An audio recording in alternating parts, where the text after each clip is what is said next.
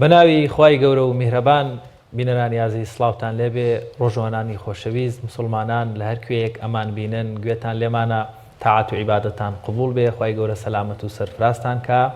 سپاس بۆخوا دەرفەتێکی تریش هەبوو لەگەڵ هاوکارانم لە پەیامەوە پەیامی ڕۆژتان پێشکەش بکەین. سڵاوتان لێبێت بینەرانی عزیز خۆشحاڵین ئەمڕۆ ژاتینەوە خزمەتتان هیواخوازین کە تەندروستێکی باشتانە بێت و تاعات و ڕۆژوی هەموو لایەکتان قبول بێت ئینشاءالله. ئەمڕۆژ لە بەرنامەکەماندا کۆمەڵێک بڕگە و بابەتمان بۆ ئامادە کردوون ئینشاءالله دەبێتە جێگەی سوود و ڕەزامەندی ئێوەی عزیز. لە تەوەریەکەماندا باز لە چۆنێتی ڕاهێنانی منداڵ دەکەین کە چۆن بتوانێت ڕۆژوو بگریەوە و پەروەردانە چین کە پێویستە بۆ منداڵەکان ئەنجام بدرێت بەتایبەت لە مانگی پیرۆزی ڕەمەزانداوە ڕاهێنانیان لەگەڵا بکرێت کە لەسەر عیبادەتانی بۆی کە گەشت لە تەمەنێکی زیاتر لەسەری بەردەوام بن ئینشاءالله. لە تەوەرەیەکی دیکەی دریشمانە ئینشاءالله باز لە دروستکردنی شیرینی و خواردن دەکەین کە خاتون میرزا نەسرەدین بۆی ئامادە کردوین. وەروە تەوەرەی دیکەشمان هەیە کە هاوکارمان ڕامیان راپۆرتێکی بۆ ئامادە کردوین لەسەر سەرتاشێک و تەوەرێکی دیکەشمان هەیە کە باز لە سوودەکانی ڕۆژوو دەگرین لە ڕووی زانستیەوە ئینشاءالله کۆی بڕگە و بابەتەکانمان جێگەی سوودی ئێوەی عزیز دەبێت. وڵای زانکەرشی بەهار بەرە و ناوەند و کۆتایی دەڕوا بەڵام سپاس بۆ خوا بە لوتف و میهرەبانی خوای گەورە هێشتا بارانی ڕەحمەت و هەوای فێنک ئەمەش بەردەوامە لە کەش و هەوای هەرێمی کوردستانەکەوە ئاسوودەیەک و ڕۆحکەرەوەیەک و فێنککەرەوەیەکی دڵی ڕۆژوانانە. بزانین پێشبینیەکانی کەش و هەوا چۆنین تاوەکو بێتە هۆکارێک کەوا بە گونجاو بێت یاخود بە دڵی ڕۆژوانان بێت. پێشزانین پێشبینیەکانی کەش و هەوا لە شار و شارەشەکانی هەرێمی کوردستان چۆن گۆڕانکاریان بەسەرداهاتوو.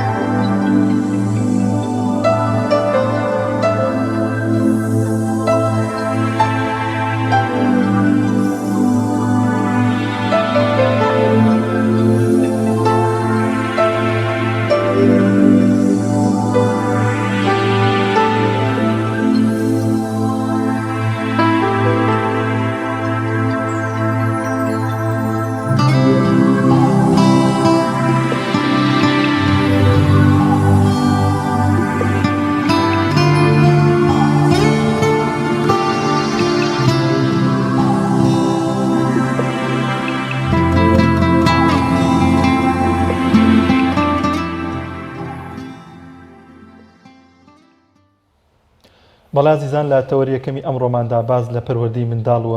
بە تایبەتی تر باز لە چۆنیەتی ئەنجامدانی ڕۆژوو چۆن ڕایان بینی مناڵانمان کە ڕۆژوو بگرن بە تایبەت لە مانگی پیرۆزی ڕەمەزاندەوە فێری و عیبادەتانەیان بکەین کە ئەنجام دەدرێت بۆ فەرزە لەسەر دایک و باوت بە تایبەت لە مانگی پیرۆزی ڕەمەزانەدا کە هەمویان سەرقاڵی عیبادەت و ڕۆژوو و قورئان خوێندن هاوکات ئاگاداری منداڵەکانیشان بن کە فێری قورئان و فێری چۆنیەتی ڕۆژوو گرتنیان بکەن کە ئەمەش پێغەمبەری خوا صلی الله علیه وسلم فەرمانی کردو بەمە کە بەردەوام دەبێت پەروەردەیەکی جوان و منداڵانمان لەسەر عیبادەت و ڕۆژوو نوێژ ڕابێنی بۆ قسەکردن لەسەر بابەتە مامۆستایەکی ئاینی میوانی بەرنامەکەمانە مامۆستا ئەوبەکر سدیق مامۆستایان زۆر بەخێر و سپاس بۆی کە میوانی بەرنامەکەمان بووی. مامۆستا پەروەردەی منداڵ چۆن دەبێت بکرێت لە ئاینی پیرۆزی ئیسلامدا و چۆن منداڵانمان ڕابێنین کە ڕۆژوو بگرن؟ بسم الله الرحمن الرحيم الحمد لله وصلى الله وسلم على محمد وعلى آله وأصحابه وأمته أجمعين. سرتا زۆر سپاسان دەکەم کە بۆ ئەم فرسەتا بەڕاستی کەەوە ئەم فرسەتانە دیارە بسەرانی بەرزە بینەرانی بەڕێزیش بە پشتیوانی خۆی پەروەردگار ئیسفادی باشی لێ دەکەن. دیارە بابەتی و پاشان داوا دەکەن لە خۆی پەروەردگار کە ئەوە مەبەستم بوو لە مانگی ڕەمەزانە پیرۆزەدا بە تایبەتی وردەوە دەکە دەچین بۆ زیاتر و ناوەڕاستی ڕەمەزان و دواتر شەوانی قەدر ئینشەڵڵا هەمومان هەموو لایەکمان هەموو ئیمانداران هەموو مسڵمانان لە کوردستان و لە هەموو جیهان ئینشەڵڵا داوا بکەین بۆ خۆمان و بۆ میلەتەکەمان و بۆ خەڵکی دیکە و بۆ هەم یەکەم تاعات عیبادەتمان لێ قبول بکە خوای پەروەردگار کە ئەم تاعات عیبادەتەکە خەڵک خۆی پێیمان دەکات. دووەم هەرچی بەڵا و مصیبەت و ناڕەحەتی و بەتایبەتی ئەم ڤایرۆسی کۆڕۆنا و ئەمانەیە کە لەسەرمان لاچێ کە ئەلحەمدوللا سپاس بۆ خوای پەروەردگار وەکو میلەتانی دیکە ئێمە تووشی نەهاتوین ئەوەش فەضلی خوایە. دیارە مامۆستانی بەڕێز حەز دەکەم لە سەرەتاوە باسی ئەوە بکەم بەندە من تقریبەن چەندەها کتێبم هەیە دەربارەی پەروەردەی منداڵ. دیارە شارەزایەکی باشم تێدا هەیە چون خۆم تێدا ماندوو کردووە و زیاتر ئەو پەروەردەی کە منیش قسەی لێوە دەکەم زیاتر ئەو منهەج و ڕێبازەیە کە پێغەمبەری ئیسلام صلی الله علیه وسلم و خولەفای ڕاشدین و هاوڵانی بەڕێزی شوێنکەوتوانیان زانانی بەڕێز ئەوانەی تازەی ئێساش کە زیاتر لەسەری دەڕۆن بە قووەت و بەهێزیان کردووە. جا مەسەلەی پەروەردەی منداڵ بەڕاستی دوو بەشی گەورەی هەیە. یەکێکیان پەروەردەکردنەکە شێواز و یعنی کۆمەڵێک بنەما و شێوازی پەروەردەکردنی منداڵی هەیە. ئەمە تقریبەن خۆی لە چەند بەش گرتووە. یەکێکیان ئەوەیە بەشێکیان ئەوەیە کە کۆمەڵێک پێشەچیە بۆ دایکان و باوکان. مەتەلە بۆ نمونەیەکێ لەوانە کە گرینگە چۆن ئەو دایک و باوکە ئیختیارێتری بکەن، چۆن قەزەی هاوسەرگیری یعنی جێبەجێ بکرێت. ئەمە خاڵێکی زۆر گرینگە. دووهەم مەسەلەی پەروەردەی منداڵ لە ئەو کاتێک کە لە دایکە بێ هەتاوەکو 2 ساڵان. ئەمەش کە زۆر خاڵێکی گرینگە کۆمەڵک بابەتی زۆر گەورەی تێدا هەیە وەکو شیرینیکردن بە مەڵاشی منداڵە، ناونانی عەقی گوێزەبانەکردنی و هەروە بێتەوە بانگدان بە گوێچکەی ڕاستیدا. کۆمەڵک لەو بابەتانە هەیە کە ئەوە زەروریە وەکو کە ئەلحەمدوللا هەیە لە ناو خەڵکە ئەو شتانە دەکرێت. بابەتی کەمانێک کە زۆر گرینگە ئەویش 3 بابەتی لە خۆی گرتووە. یەکیان ئەوەیە کۆمەڵک بنەمای گەورەیە کە پێویستە دایک و باوکەکان و مامۆستایان و پەروەردەکاران ئیشی لەسەر بکەن کە ئەوە خاڵێکی زۆر گرینگە بەڕاستی. مەثەلا ئەوش کۆمەڵک نمونەی گەورەی تێدایە. مەثەلا وەکو پێشەنگی گرینگ کە ئەو دایک و باوکە دەبێت بێتە پێشەنگێکی گرینگ. کۆمەڵک بنەمای تری هەیە. بابەتی دووەم ئەمەیە کە کۆمەڵک بنەما هەیە باسی ئەو شێوازانە دەکا کە کاریگەری هەیە بۆ عەقلی منداڵەکە. بابەتی سێم ئەو بابەتانەیە کە کاریگەریان هەیە بۆ دەرونی منداڵەکە کە ئەمە هەمووی بەڕاستی کۆمەڵک هەمووی ئەسالیب و تایبەتی خۆی هەیە. بەندێکی ترمان هەیە کە زۆر گرینگە شێوازی ئەدەبدانی منداڵ، چۆن تەئدیبی دەکەیت. ئەوەش کە خاڵێکی زۆر گرینگە. لەوەشدا باسی ئەوە کراوە مەسەلەی لێدان کە من بە کورتی باسی ئەم شتانە دەکەم. ئەلبەتەوە پێویستی زۆر بە تەفسیلات و دیراسی گەورە هەیە. مەسەلەی لێدان بەڕاستی بۆیە حەز دەکەم بینەرانی بەرز کە بیبیستنەوە بیزانن مەسەلەی لێدانی منداڵ بەڕاستی ئەو شێوازە لێدانێک کە ئێمە بەکاری دەهێنین زۆر غەڵەتە. لەگەڵ ئەو بنەما جوانەی کە شریعەتی ئیسلام دایناوە لێدانی ئێستا بە تایبەتی هەندێک دایک هەیە بە شێوازێکی زۆر خراپ لە منداڵەکەیدا ئەوش کۆمەڵێک تقریبان 4 بنەمای گەورەی هەیە 4 یاسای گەورەی هەیە یەکێ لەوانە ئەوەیە لێدان لە 10 ساڵی دەست پێ دەکات دوو ئەمەیە لێدان بە شێوازێکی زۆر سووک و ئاسان هیچکە لەوانەیە ئەمە کە لێدانەکە 3 جار بێ نابێت لەوە تەجاوز بکە هیچیان ئەوەیە هەر کاتێک ئەمە منداڵە هانای بخوا هێنا باسی خوایکە تۆ دەبێ وازی لێبێنی ئەمە مەبەستم کە باسی بکەم بەشی دووەمی پەروەردەی منداڵ ئەوەیە کە زۆر گرینگە بەڕاستی پەروەردەکردن و بنیادنانی منداڵە لە تقریبا لەسەر نۆشتی یەکیشیان پەروەردەکردنی بیر و باوەڕی دوو پەروەردەکردنی عیبادەتکردنی چۆن عیبادەت دەکات کە ئێمە ئێستا باسی نوێژ و ڕۆژەکەی دەکەین ئینشاڵڵا بە پشتیوانی خۆی پەروەردگار هیچکە لەوانە پەروەردەکردنی کۆمەڵایەتی هیچکە لەوانە پەروەردەکردن و بنیادنانی ئەخلاقی هیچ ڕەوەشتە بەرزەکانی هیچ لەوانە پەروەردەکردنی عاتیفە و سۆز و دەریونی هیچ لەوانە پەروەردەکردنی جەستەیی هیچ لەوانە پەروەردەکردنی زانستی هیچ لەوانە پەروەردەکردنی بیرەکەی چۆن فکرێکی هەبێ هیچ لەوانە پەروەردەکردنی ڕیاضی چۆن ریاضە بکە چۆن وەزش بکە چۆن هیچ لەوانە پەروەردەکردنی تەندروستیە هیچ لەوانە پەروەردەکردنی شێوازی قەڵایی جینسی ئەو منداڵەیە کە چۆن ئەم منداڵ لەو بارەوە پەروەردە بکرێت جا من لە سەرەتاوە باسی ئەمە دەکەم مەسئولیەتی پەروەردەیی لەسەر چییە چی ئەنی هەر بسێ بەم پەروەردەکەدا زۆر باشە ماوەستا من ئەمەوێ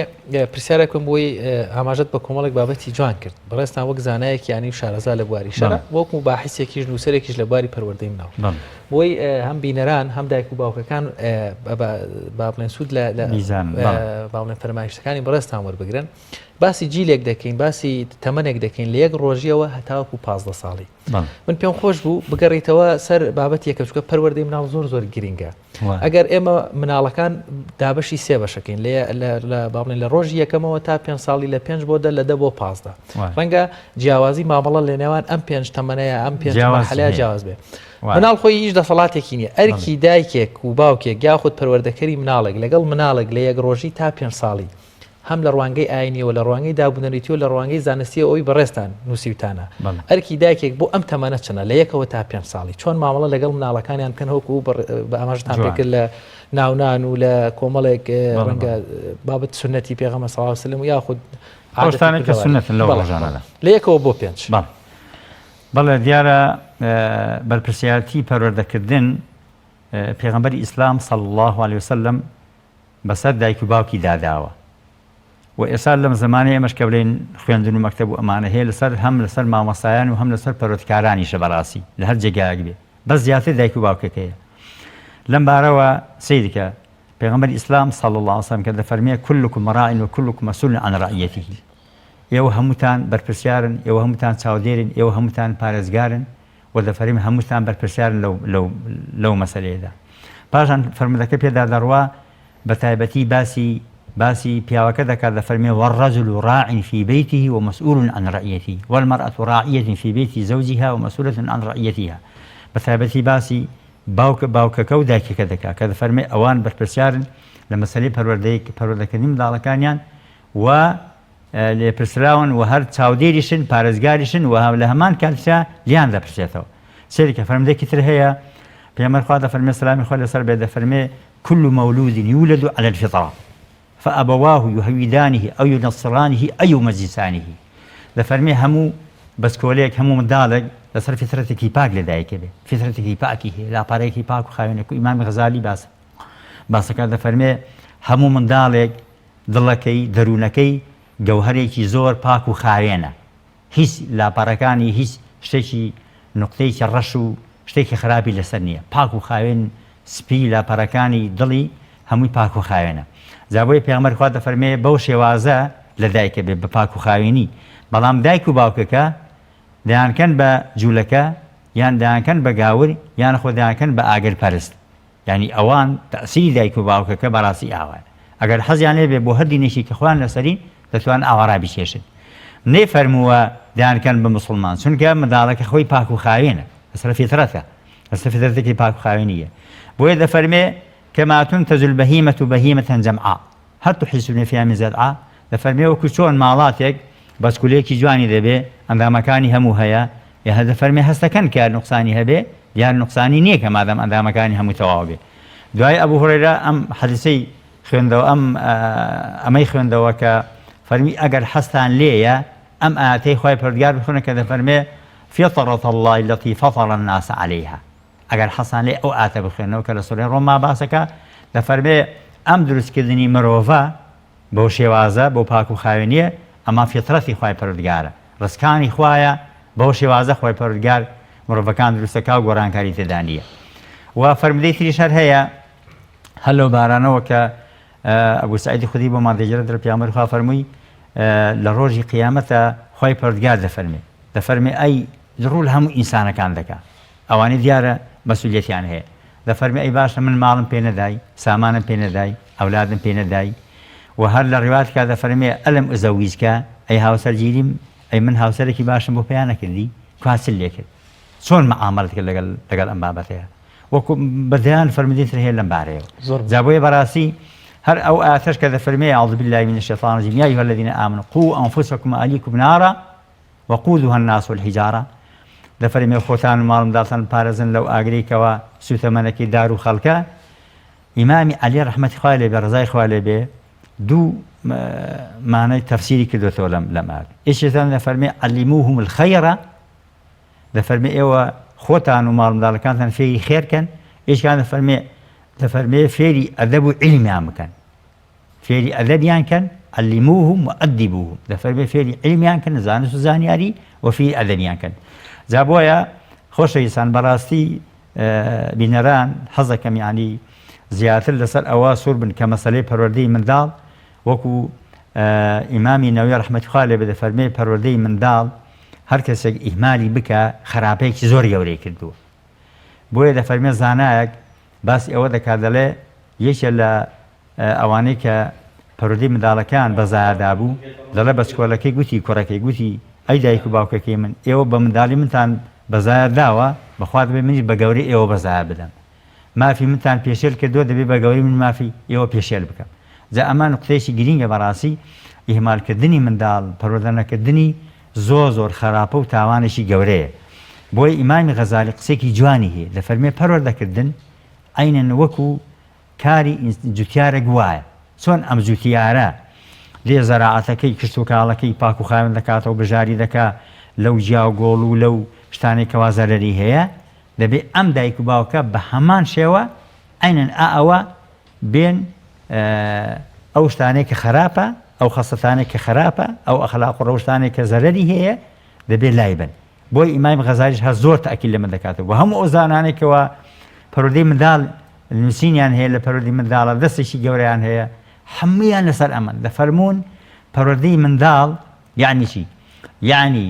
ئەو کردداری بنیادنان و پەروەردەکردنی منداڵ وردە هەتاوەکو دەگاتە حەدی کەمال و گەورە دەبێ. و چۆنیشی پەروەردەکەی دەفەرمن ئەو سیفاتە ناشرینانەی کە هەیە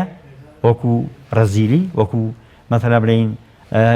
هەوا و فیز و تەکەبر و خوانەخواستە ڕق و چینە و ئەو سیفاتە خراپانە ئەو خەسەتە خراپانە ئەبێ لە منداڵەکە لابێ و ئەو خەسەتە جوانانە کە هەیەتی زیاتر و زیاتر زیادیکەی و گەشەی پێ بدەی و نەشەی پێ بکەی. چونکە پەروەردەکردن سێ مانای هەیە. ئیشیشان ئەگەر لە ڕەبایەڕ بوو بێ بە مانا زیادکردن و گەشەکردنە، ئیش ئەگەر لە ڕەبایەڕ بی بێ بە مانا تەرەعرەع وەئەنشە، یعنی گەشەی پێگەیشت و گەورە بوو هەڵسا. ئەگەر لە ڕەبایەڕ بوو بێ بە مانا یعنی ئیسلاحکردن و چاکردنی ئەو منداڵە. جا بۆیە بەڕاستی مەسەلەی پەروەردەکردنی منداڵ کارێکی زۆر گرینگە، بەڕاستی زۆر دایک و باوکەکان دەبێ خۆیانی بۆ حازر بکەن و مەسئولیاتێکی گەورەیە. یعنی من وا دەزانم ئەوەندەی کە من حاڵی بووم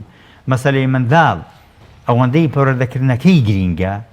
بەڕاستی کە تۆ پەروەردەکەی لە هەموو ئەو بوارانێک کە باسمان کرد، یعنی لە هەموو شتەکانی کە مهمترە لە نان پیاکردنی لە شتە پیاکردنی. بۆیە عەلی کوڕی بەدینی قسێکی جوانی هەیە دەفەرمێ دایک و باوک ئەگەر تەربیەت و پەروەردە بدەن بە ئەولادەکانیان ئەمە زۆر چاتر لەوەی کەوا ماڵ و سامانیان بدەنێ، چونکە پەروەردەکردنەکە هەم ماڵ و سامانەکان دەپارێزێ، هەم ئەخلاق و ڕەوشتیان دەپارێزێ و هەم جاه و مەقامێکی گەورەیان بۆ دروستەکە. جا بۆی بەڕاستی مەسەلەی پەروەردەی منداڵ زۆر گرینگە و بەرپرسیارێکی گەورەیە دایک و باوکەکە وەکو پێغەمبەری خوا سەلامی خوا لەسەر بێ کە فەرموویەتی کولکم ڕاعین بەڕاستی ئێوە هەمووتان چاودێرن پارێزگارن لەسەر منداڵەکانی خۆتان ئەمە زۆر گرینگە بابەتی ئەمەش کە مەسەلەی ڕۆژ وەکە قەزیێ بەڵێ سەری ئەوکەم دیاتێگەی لە ئێستادا لە نێوان زۆری خێزانەکاندا بۆ منە دایک و باوکەکە خۆیان قورئان دەخوێنن ڕۆژوو دەگرن نوێژەکەن منداڵەکە حەزەکات ڕۆژوو بگرێ بە چەند سوێنیان هەیە کە پارشویان بە خەبەریان کەن و بەڵام دایک و باوکەکان خۆیان هەندێک جار ڕێگرن لەوەی کە منداڵەکانیان بۆ وا پەروەردە بکەن نام کوڕی خۆم یا کچی خۆم تۆ جارێ منداڵی ماوە جارێ ناتوانانی ڕۆژوو بگری لە کاتێکدا هاوڵانی پێغەمبەر صلی الله علیه وسلم هەر لە سەرەتای منداڵیان وا فێریانەکردن کە بە ڕۆژوویان فێری ڕۆژووگرتنیانەگرتن ماندوو کە ماندوو دەبوون کە برسیان دەبوو ئەگریان بوو کە شوشیان بۆ دروستکردبوون بۆی کە بێتاقەت نەبن لەو داگەنە ڕۆژوو بشکێنن تێڕوای نێوێ چێ لە سەبارەت بەو دیاردەی کە ئێستادا هەیە دیارەوەکو یەکێ لەو بابەتانەی کە گوتمان گرینگە بنیان و پەروەردەکردنی منداڵ لەلایەن دایک و باوک و مامۆستایان و پەروەردەکارانەوە مەسەلەی عیبادەتکردنەکەیە ئەلبەتە یەکەم شت کە پەروەردە بکرێ مەسەلەی بیر و باوەڕە ئەوە زۆر گرینگە کە ئەو منداڵە چۆن یانی تۆ ئەو بیر و باوەڕەی چۆن مەحەبەتی خوای پەروەردگار دەخەیە دڵیەوە چۆن مەحەبەتی پێغەمبەری خوا سەڵ دەخەیە دڵیەوە چۆن لەگەڵ قورئانە بێت چۆن دیراسی قورئان کات چۆن لەگەڵ سیرەی پێغەمبەری خوا بفەڵسم چونکە مەهاتما غاندی کە بڵێن ڕئیس سەرۆکی ڕئیسی هیندستان بووە قسێکی جوانی هەیە کە من خوێندومەتەوە بەڕاستی زۆر دیراسم کردو دەڵێ من لە سیرە و ژیانی پێغەمبەری خوا سەڵم شەخسیەت و گەورەیەتی ئەو پیاوەم ناسی و دەڵێ ئێستا بەرگی یەکەمی سیرەکەم خوێندوێتەوە دەستم بۆ بەرگی دووەم ئەگەر بەرگی دووەم تەواو بکەم بە تەواوەتی لە سیرە و ژیانی پێغەمبەری خوا سەڵم حال دەم جا بۆیە بەڕاستی ئەو قەزیە زۆر مهمە ئەو مەسەلەی خوێندنەوەی ژیانی پێغەمبەری خوا سەڵم خاڵی دووەم مەسەلەی عیبادەتکردنە دیارە فەرمودێکی پێغەمبەری خوا سەڵم کە دەفەرمێ مروا أولادكم بالصلاة وهم أبناء 7 سنين واضربوهم عليها وهم أبناء 10 لفرمي إيوه فرمان بكن بمندالكان كان نوێژ بكن باسي نوێژی کردووە لە کاتێ داکەوە لە 7 ساڵیەوە لە 7 ساڵیەوە دەفەرمێ فەرمانیان پێ بکەن هەتاوەکو 10 ساڵی لە 10 ساڵی ئەگەر نایانکرد ئەنجا ئەو کاتە لێیان لێن بەڵام ئەو لێدانە بەس شێ لە لێدانەوەی زیاتر ڕوون بێ بۆ بینەران باسی دەکەین ئینشاءڵڵا دیارە مامۆستانی بەڕێز بینەران بە ئەوە بزانن هەموو زانایان لەسەر ئەوەن کە چۆن پێغەمبەری خوا سەڵام فەرمانی دەفەرمێ ئێوە فەرمانیان پێ بکەن بە نوێژکردن بە ڕۆژۆکەش عینەن ئەو هایە چۆن دەفەرمێ لە 7 ساڵی فەرمانیان پێ بکەن ڕۆژوش ئەو هایە چۆن لە 10 ساڵی ئەگەر نایان کرد ئەویش بە هەمان شێوە وایە بەڵام یەک خاڵی گرنگی تێدا هەیە کە دەبێ بیزانین مەسەلەی نوێژکردن بەڕاستی ئەوە بۆ خۆتان دەزان ئەم هەموو سوود و قازانج گەورەی کە تێیدا هەیە بە تایبەتی وەرزشکردنە یعنی وەڵحاصل سوودەکانی کە ئێستا من لێرە ناتوانین باسی بکەین بەڵام ڕۆژ و قەیدێکی تێدا هەیە دەفەرمێ لیمەن ئەتاقەه ئەو کەسێک کەوا توانای هەیە یعنی ئەو منداڵی کە توانای هەیە یعنی هەموو زانایان داکۆکی دەکرد لەسەر ئەو خاڵە یعنی هەر منداڵێک ئەگەر توانای ڕۆژووی نەبوو هەر توانای نەبوو مەسەن جەستەی وابوو یان نەیدەتوانی مەسەلا ئەنواعی منداڵ ئەنواعی جۆری هەیە نەیدەتوانی تەواو ماناوە تۆ نابێ ئەو ئەزێتەی بکەیت ئەوەی دوو فەرمانەکە فەرماکردن چۆنە ئەمە نەیانی چاوی لێ سوورکەیەوە و خۆتی لێم تۆڕەکەیت و وەڵحاصل بۆی هەڵبستی و ئەو شێوازانە نیە فەرمان ینی فەرمانێکی نەرمونیان بە جوانی لە 7 ساڵی هەتا 10 ساڵی ئەم هەر دەبێ فەرمانی پێ بکەی ڕابێنی دێدی ئەو پەروەردەیە وەکو مامۆستا باسی کرد مامۆستا شوان دەبێ ئەو پەروەردەیە دایک و باوکەکە هەوڵ بدەن لە 5 ساڵیەوە ئەو ساڵانە ڕیان بێن هەتاوەکو دەچێتە 7 ساڵەکە لە 7 ساڵەکە ئەم فەرمانە یعنی زۆر دەبێت قوڵ بێتەوە لەگەڵیانە بۆ نوێژ و بە ڕۆژۆکە جاوە هەر فەرمانی پێ دەکەی دەیدێتی ئەگەر هەر نەکێت هیچ خۆتی لێ تۆڕا ناکەی ئەزێتی ناکەی بە هیچ شێوازێک هەتاوەکو دەچێتەکەی هەتا دەچێت 10 ساڵەکە ئەنجا لە 10 ساڵەکە لەوێەوە مەسەلەی لێدانەکە دەست پێت بەس کام لێدان دەفەرمێ لێدانی غەیری مبەریح نابێ ئازاری هیچ ئازارێکی پێ بگە وەکو جۆرێک لە ترساندنە با ئەرز بکەم مەسەلەی لێدان ئەو من چەند جارێک باسم کردو لە ڕادەکانی شاکە باسم کردووە قەزەی لێدان بەڕاستی ئەو لێدانەکە ئێستا دایک و باوەکان لە منداڵەکانی خوان دەدەن زۆر هەڵێ چونکە دەبێ ڕەچاوی ئەو یاسانە بکەی کە پێغەمبەری خوا سەڵام دایناوە یاساکان کۆمەڵی یاسان بۆم باسکردن لە پێشەوە مەسەلا بڵێن لە پێشە ئەومەیەکەوە ئەوە دەستێ دێنی بە گوێچکە کاکە پێم نەگوتی نوێژەکە بکە پێم نەگوتی بە ڕۆژوو بە ئەو هەریزی دەدانی خاڵچکەمان کە ئەوەیە بانگی دەکەی حیواری لەگەڵەکەی کوڕە شیرینەکەم ئەی باشە تۆ پێم نەگوتیکەوە نوێژەکان بکە و نوێژ ئەوە قازانجی هەیە و ئەی ڕۆژوو نازانێت چەند سوود و قازانجی هەیە ها کتێبی دکتۆرە بەڕێزەکان بکەم بزانم چەند قازانج و سوودی هەیە ئەوە من بەسم ئەوە دەبێ بچێ ناو قەزێکەوە پاشان ئەگەر هەر لاسار بوو هەتاوەکو 15 ساڵی سەیریکە کە هەر نەیکرد ئەخر ئەوە بەڕاستی تەمەنێکە ینی ئەمجا لەوێ مەسەلەی لێدانەکە دێتەکایەوە بەس کام لێدانە ئەو لێدانی کە ئەو یاسانەی هەیە یاسای یەکەم ئەمەیە کە دەبێ لێدانەکە بۆ ئەدەبدادان بێ نەک تۆیانی ڕق و چینەی خۆتی لێ بکەیەوە وەکو مەسە زۆر دایکی بەڕێز هەیە وا لە منداڵەکە ئێدا کە یعنی غەزەب و ڕقیکەی هەیە لێ هەیە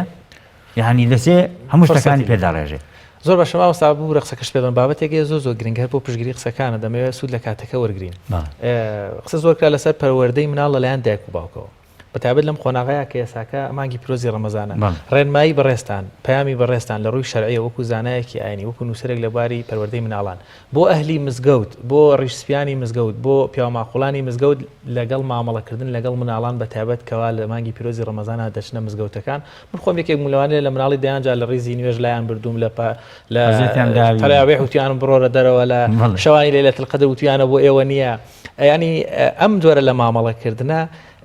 دەیانجا دڵمان شکاوەتوانە بڵێم ڕەنگە جیلی ئەمە زۆر وا بوو بێ پەیامت بۆوان شە چۆن مامەڵە لەگەڵ مناڵان بکەن چۆن هەستیان ڕابگرن ئەگەر ئەوان چوونەتە مزگەوتەکە و دەستیان نەگرن یا شوێنی تر زۆرە بچن و ڕۆژنی نایەنەوە ڕاست ئەمە تەمان زانایان زۆر بە زانانی پەروەردگار بەڕاستی زۆر بە شێوازێکی تەفسیل باسی ئەم قەزیان کردووە منداڵ تۆ یعنی یەکێک لە شێوازی پەروەردەی ئەمەیە کە بتوانی ڕایکێشی تێگەشتی ڕاکێشی و دڵی خۆشکەی و دڵی تونکەی بەو دینە پاکەوە بە ئەخلاق و ڕۆشتی پاکەوە چۆن بکرێ وازیبی دایک و باوکەکەی وازیبی مامۆستاکانە وازیبی بە تایبەتی ئەوەی مزگەوت کە جەنابەت دەفەرمی وازیبی مامۆستایە جارێ تەمان وەکو مەسەلەی نوێژکردن قەیناکە ڕاستە ئەگەر بڵێن منداڵەکان زۆر بوون لە سەفی تایبەتی خۆیانە بێ چۆن ئافرەتان سەفی تایبەتی خۆیان هەیە بەڵام ئەوەندەی کە من خوێندومەتەوە ئەگەر منداڵێک چۆن ناو سەفێکەوە ینی پێش خەڵکەکانی تر بەڕاستی بۆ گەورەکان نییە دەریکەن و ڕاکێشن و ئاوای لێ بکەن بە تایبەتی ئەگە سەفیان نەبێ ئەوان ئەوە خاڵەکە خاڵی دووەم هەر کەسێک لەو نوێژخۆنانەکە ئەگەر ئەزەیتی منداڵ بکا و یانە خۆ دەریکایان چی دڵی ئازیز بکا و تۆڕی بکا بەڕاستی گوناهێکی گەورەی دەگاتێ وەکو چۆن ئێستا مەسە تۆ منداڵەکەی خۆت داوای شتێک بکە داوای خواردن بکە داوای هەر شتێک بکە ئەگەر دڵی بشکێنی چەند گوناهە و تاوانە زۆر گوناه و تاوانێکی گەورەی هەیە ئەوە تەفسیلاتی هەیە بە تایبەتی ئەوەش کە نوێژ خوێنەکان هەندێک ینی لامەسئولانە قسە بە منداڵ دەڵێن دەریانەکەن جنیوان پێدەن ئەوە زۆر شتێکی خراپە بۆی وازی مامۆستای بەڕێزە ئیمامی مزگەوتەکە دەبێت چەند کەسانێک دابنێ بە تایبەتی مانگی ڕەمەزان بۆ مامەڵەکردن لەگەڵ منداڵەکانە لەگەڵ منداڵە لە سەفی خۆیان لە کاتی ئیفتارە لە کاتی ئیفتارکردنەوە بە ئازێتیەتر نەکەن مەسەلا وەکو دەڵێ بێعالیشتی خەراب نەکەن بەش یەکتر نەخۆن مافیەتر پێشێل نەکەن ئەوە ینی حەقی وایە ئەو تەنزیمات و تەرتیباتە مامۆستاکان و ڕیسیپەکان ئەم شتانە بکەن و مەسەلەی تۆڕەبوون لە منداڵ وەکوتم چۆن لە ماڵەوە نابێ کەسی تۆڕە ببێ بەڕاستی لە مزگەوتیش نابێ تۆڕەبوون بەڵام ئەدەبدادان هەیە ئافێری ئەدەبیکە گوڵە جوانەکەم ئەوها مەکە ئەوها بکە وا دەژێنش بگرە وا مەیگرە ئەوها بکە ئەوها مەکە لە فڵان شوێن دانیشە ئەزێتی نوێژخۆنەکان مەکە ئەوە ینی هەمووی وازیبی سەرشانی هەموو نوێژخۆنەکانە و مامۆستا بە تایبەتی مامۆستایان زۆر سپاس بۆی کە میوانی بەرنامەکەمان بووی مامۆستا ئەبوبەکر سیدیقی مامۆستایانی زۆر سپاس کە میوانمان بوویت و خۆی گەورە پاداشباتەوە بۆ ڕێنمایەکان دەستان خۆش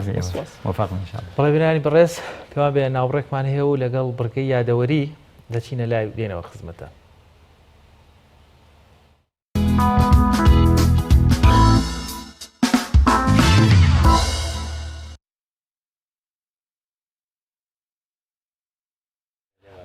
بینەرانی بەڕێز بڕگەی یادەوەریمان هەیە وەکو بڕگەیەک کەوا لە بەرنامەکەمانە هەیە ساڵ ڕۆژێکی وەکو ئەمڕۆیە کۆمەڵێک حەدەز ڕوویداوە با بزانین لە ڕۆژێکی وەکو ئەمڕۆدا چی بووە ئەو بڕگەیە دەبینین.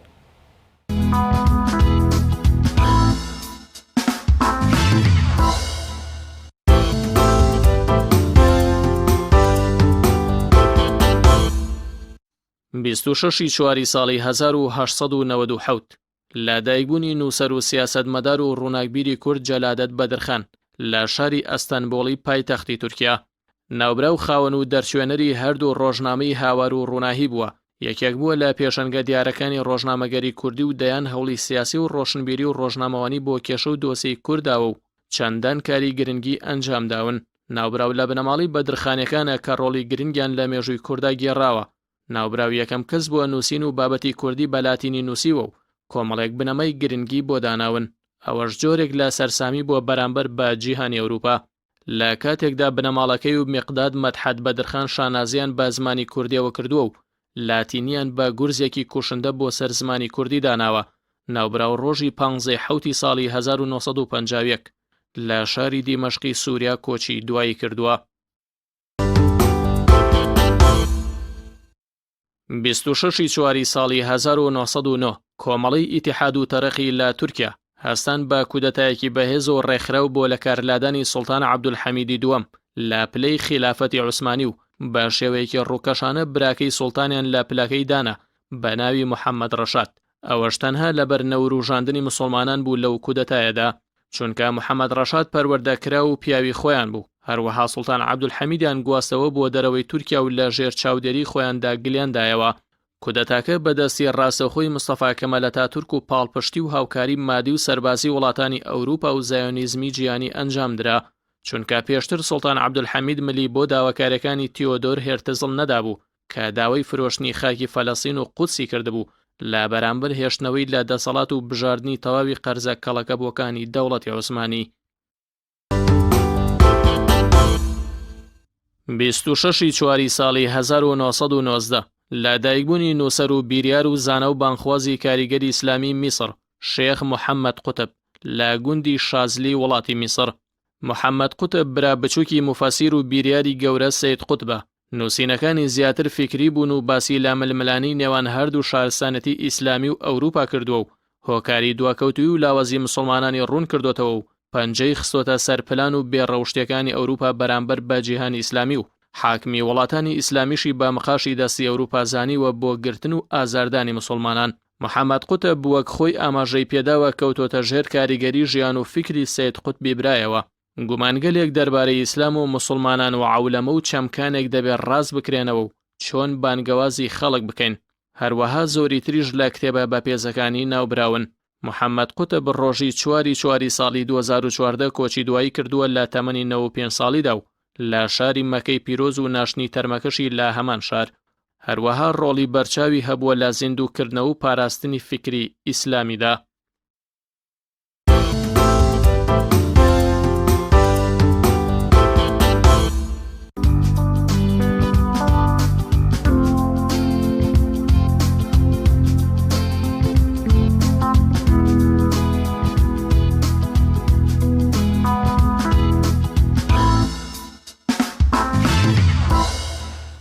بینەران وەک دەزانن لە مانگی پیرۆزی ڕەمەزان بە تایبەتیش لەم بارودۆخەیە هێشتا پشووە و کۆمەڵێک با بڵێن بەشێکی زۆری کۆمەڵانی خەڵکی کوردستان هێشتا لە ماڵەوە جۆرێک لە کەرەنتینەن خۆ سەرخەڵکردن بە ئیشی هەویرکاری و دروستکردنی شیرینی و کۆمەڵێک بابەت ئێستا زۆر گرنگی پێدەدرێت بە تایبەت لە مانگی پیرۆزی ڕەمەزان کەوا بۆ بەربانگ بۆ ئیفطار شیرینی زۆر بەکاردێ هیوادارین ئەو پڕگانی هەمانە ئێمە بڕگەیەکمان هەیە کەوا ئیشی هەویر و شیرینی دروستکردنە بینەران سوودی لێوەربگرن بتوانن لە ماڵەوە ئەوانیش بە هەمان شێوە ئەم جۆرە لە شیرینی دروستکەن و هەروەها سوودی لێ ببینین و تا ئەوانیش لە ماڵەوە بتوانن دەزڕنگینی خۆیان بنوێنن کە دڵنیان بەشێکی زۆر لە خانمانی کوردستان ئەو دەزڕنگینیان هەیە و ڕەنگە پێش ئەمەش هەر بڵیان کردێ بەڵامیان بیریان خێنەوە شوان ئێمەش لە بەرنامەکەماندا تا کۆتایی ڕەمەزان پشتیوان بەخوای گەورە بڕگەیەکمان داناو بۆ بابەتە دەستخۆشیمان بۆ خات و نزانە سەدین هەیە کە لە هەموو ڕۆژەکانی ڕەمەزاندا ئینشاءڵڵا بڕگەیەکی تۆمارکرای ئامادە کردو بۆ چۆنێتی دروستکردنی خواردن یاخود دروستکردنی شیرینی و ئێستاش بەرگەیەکی دیکە یاخود بەرنامەیەکی دیکەی بۆ ئامادە کردوین پێکەوە بینەری دەبین.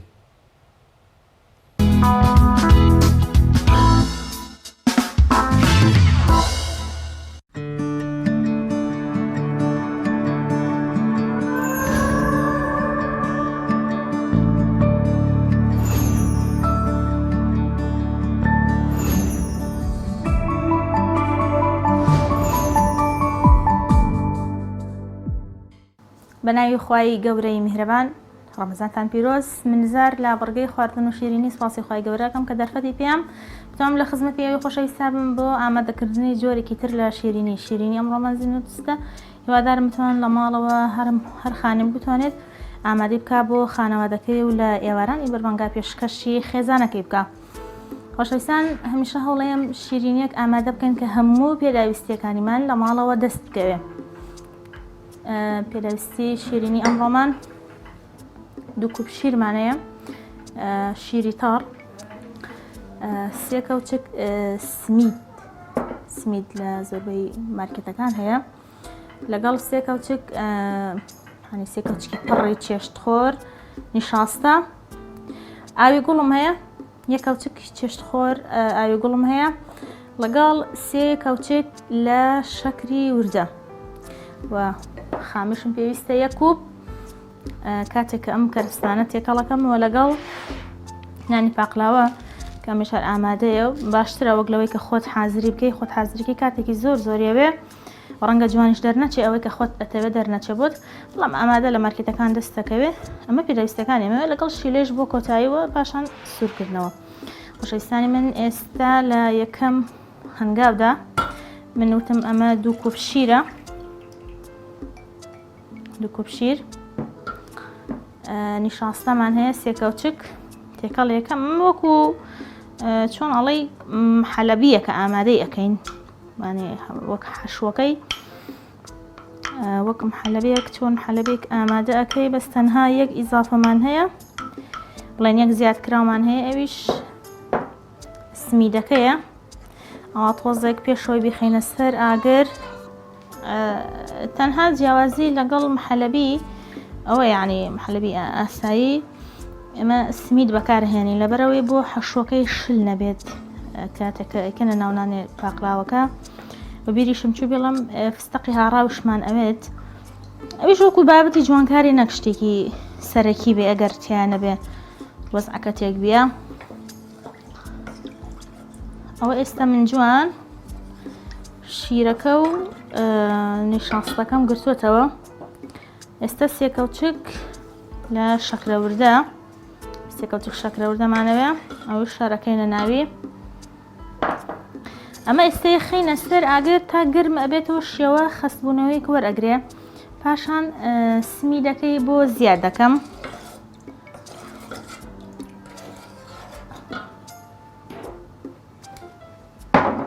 ئێستا خەمە سەر ئاگر،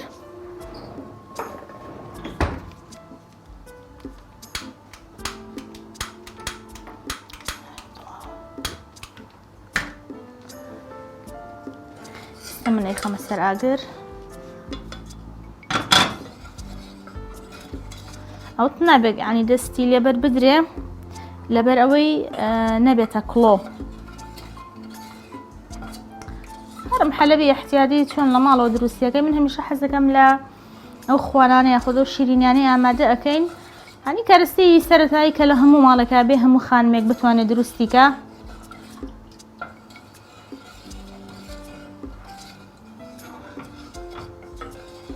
ئاوا سەرەتا بە ئاگرەکەیشی هێواش بێ تا کەمێک خەست ئەبێتەوە.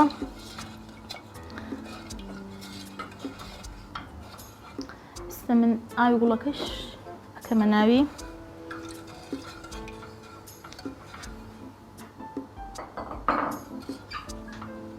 عادەتەن لە ڕەمەزانانە خواست لەسەر شیرینی زیاد دەبێ، وەک ئەوەی کە تۆ لە بازاڕ ئەنی بیکڕی ئەتوانی خۆت لە ماڵەوە ئامادەیکەی، هەم دڵنیاتری و هەمیش گەرم و بڵێن تازەیە. پێشەوی خەست بێتەوە سمیدەکە ئەەکەین. سمیدەکە بۆ ئەوەیە کاتێک کە ئێمە لە ناو نانی پاقلاوەکەی ئەەکەین یاخود ئەی پێچینەوە بڵێن شل نەبێت، یعنی خۆتان زانم حەلەبی شل نەبێت و هەمی بکەوێتە خوارەوە کاتێک ئێمە لە بەروێ مەسووریشی ئەەکەینەوە لە ناوڕۆن. سمیدەکە وای لێ ئەکا کە کەمێک تونتر دەرکەوێ. مەرحەلەی ئەساسە کە نەبێتە کڵۆ، ومان نەزانین کەم حەلەبی دروستکەین لە ماڵەوە کە حەلەبێکی جوان بێتەوە نەش بێتە کڵۆ.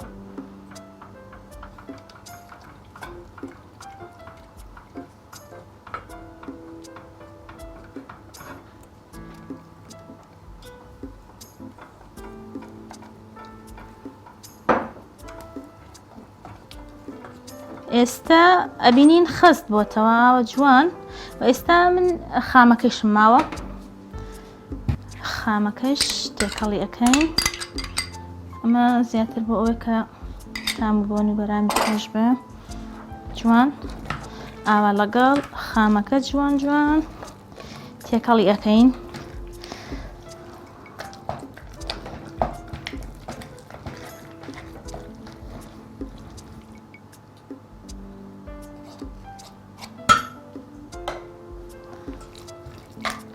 ئەو جوان هەمووی تێکەڵەکەین ئاوا یەک بگرێ.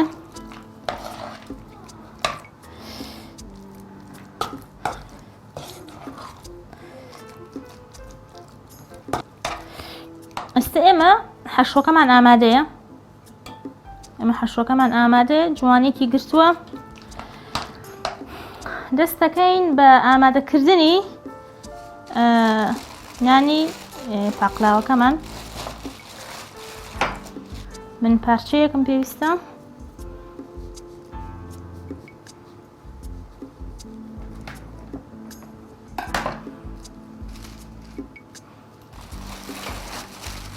لەبەرەوەی ئەمەش شک نەبێتەوە. جا شێوازی ئەم پێچانەوەیشی کەمێک کەمێک گرنگە. بڵێن من هیچ ڕاناخەم لە بەردەستم بەس تەنها کەمێک ئەوە تەڕە. هیچ ڕاناخەم لە بەردەستمە تۆزێک بەردەمەکەم تەنها تەڕە لەبەرەوەی پاکە. تۆزێک ینی ئەوەی کە گرفتەکە دروست ئەکات ئەم شێوازی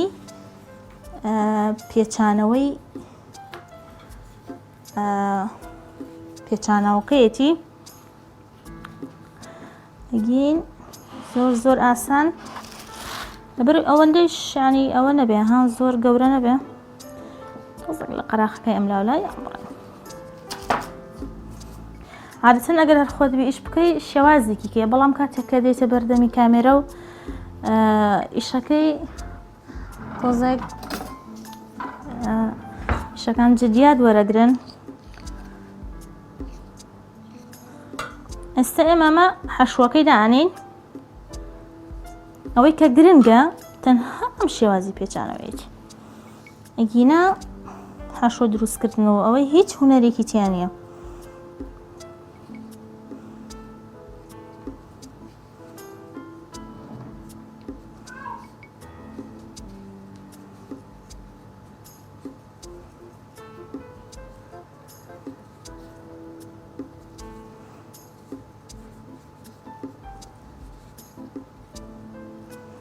من یەک تۆ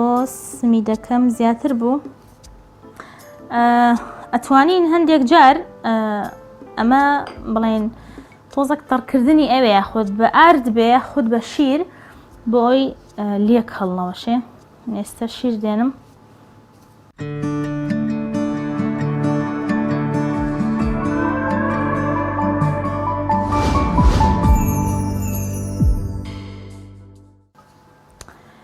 خۆشەویستان ئێستا بڵێن حەشوەکەی ناوی لەبەرەوەی وتم ئاماژەم پێکرد هەندێک سمیدەکەم زۆریان پێ ئەچێت زبر بێ ئەنی سمیدەکەم زۆر ورد نەبێ.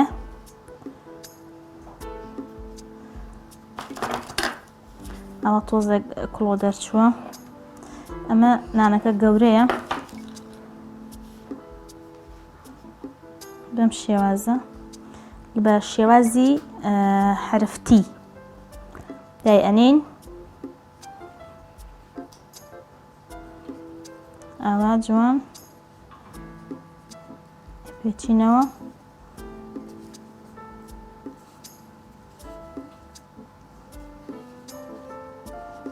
من بۆیە هیچم دان ناوە لەبەرەوەی تەختەکەی بەردەمم هەم پاکە.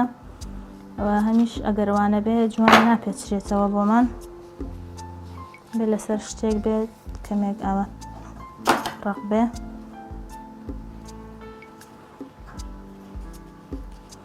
بس تەنها یعنی بە شێوازی حرفتی دای بنێ پێچانەوەکەی ئیتر ئاسانە. زۆرش نانەکەش زۆر نەبێ.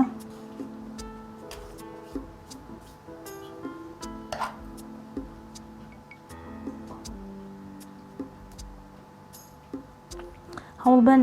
ئەو سمیدە با کەمێک ورد بێ، با کەمێک ورد بێ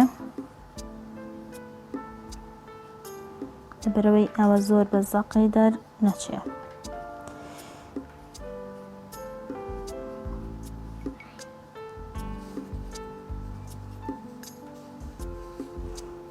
یەک تۆس شیر یاخۆ ئەتوانی ئارد بگریتەوە، هەندێک ئەڵێن هەڵ ئەوەشە یعنی ئەوی جوانیەک ئەگرێتەوە لەگەڵ ئەو بەشەی کەیە و لە ناو ڕۆنا زۆر ئەزاتمان نایە بۆ هەڵوەشان.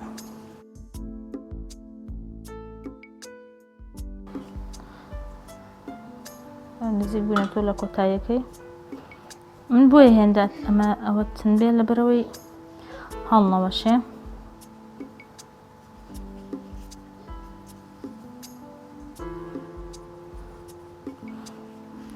جوان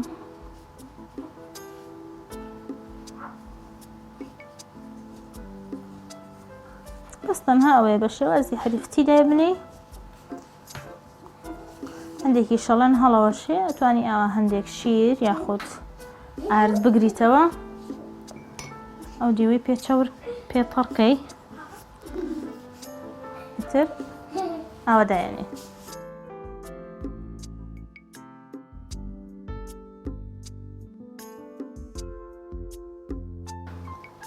بینرێن بەڕێز ئێستەش ئامادەیە شیرینەکەمان بزنم کستەکە بڵم بۆ ناو ڕۆن سووریەکەینەوە. من تاوەیەک ڕۆنداناوە گەرم کردووە. عادەتەن هەموو چێشتێک یاخود هەموو شیرینیەک جگە لەو شیرینیانەی کە فڕمیان پێویستە باشتر وایە بڵێن ئاگرەکەی کەمێک هێواش بێ. ئێستا ئێمە دەست ئەەکەین بە ئەوەی کە سووریان بکەینەوە لە ناوڕۆن. گەر کاتە هەبێ و بتوانانی خۆت لە ماڵەوە دروستیکی ئەمە زۆر زۆر باشترە لەوەی کە لە بازاڕ بیکڕی شیلەیەکی زۆر و ئەتوانی لەگەڵ شیلە نەیخۆیان توانی لەگەڵ هەنگوین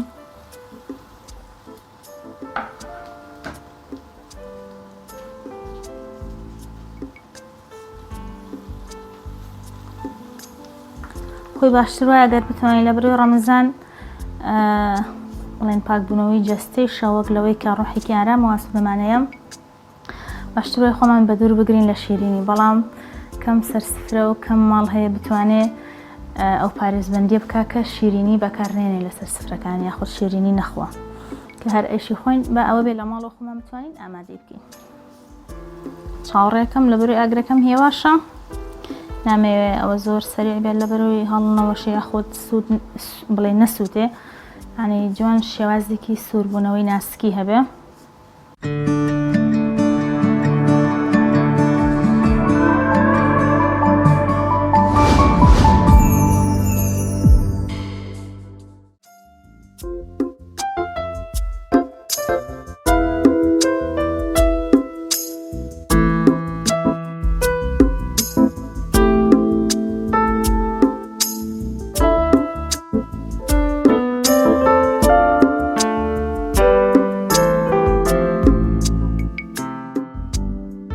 خۆشەویستانم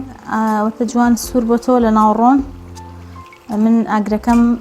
هێواش بوو لەبەرەوەی جوان سوور بێتەوە و ناوەوەی هەمووی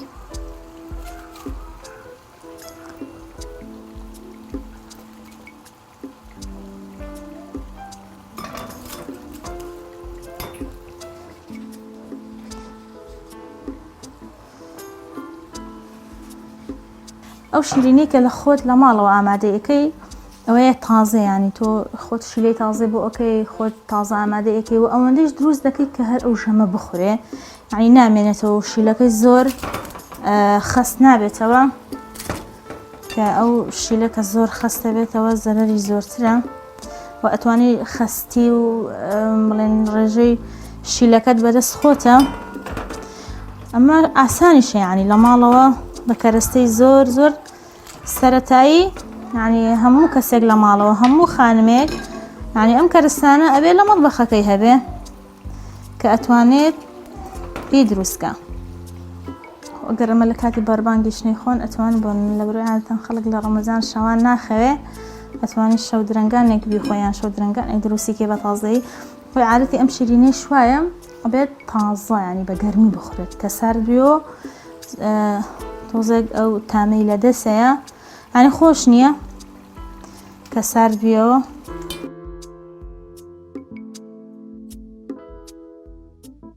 بەڵە خۆشەویستان ئێستێش بم شێوازە هاتین ستەکەمان سوور کردوتەوە. ئێستا لە شیلەی بڵێن هەڵی کێشین لە شیلە دروستکردن چۆنە ینی ئاسانە. بۆ نمونە 2 پەرداخ 2 کوب شەکرە هێنی 1 کوب ئاو. ئەگەر هات بوو لە ماڵەوە لیمۆی حازر لیمۆی تەڕ قاژێک لیمۆ ئێستاوی من ئەو شیلەی من زۆرە بەڵام منەوە بۆ قیاسێکی کەمەڵێم قاژێک لیمۆ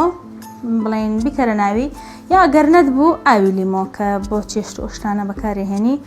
خۆ ئەگەر هەراوەش نەبوو 1 سەرەکەوت کە چای لیمۆدۆزی ئەتوانیت تێکەڵی بکەیت تقریبان ئاوات چارەکێک 12 دقەمانە بخەیتە سەر ئاگرێکی مامناوەند ئاگرەکە هێواش نەبێ لە بەرەوەی نەسووتێ بەم لەولێ منجڵەکە تامەکەی تاڵ ببێ ئەوەشی لە ئاوە دروست ئەکرێ و ئێستا من ئەمانە دانەدانە وەرئەدەم لە شیلەکەەوە نامەوێت زۆر شیرین بێ یعنی نامەوێت زۆر شیلەکە داباتە ناوەوەی ینی تۆ خۆت کە لە ماڵەوە ئەمانە دروست کرد کورداواری واتەنی ئەڵێ حکمەتەکەی لەوایە بە ئارەزوی خۆتە ینی حەز لێ زۆر شیرین بێ حەز لێتی زۆر شیرین نەبێ. مەزن ئێستا فستەقی هاڕامەویست فستەقی هاڕا ئێستا حالیان حازر نییە جوانە یعنیش بە جوانکاری نەگەوە شتێکی ڕئیسی بێ.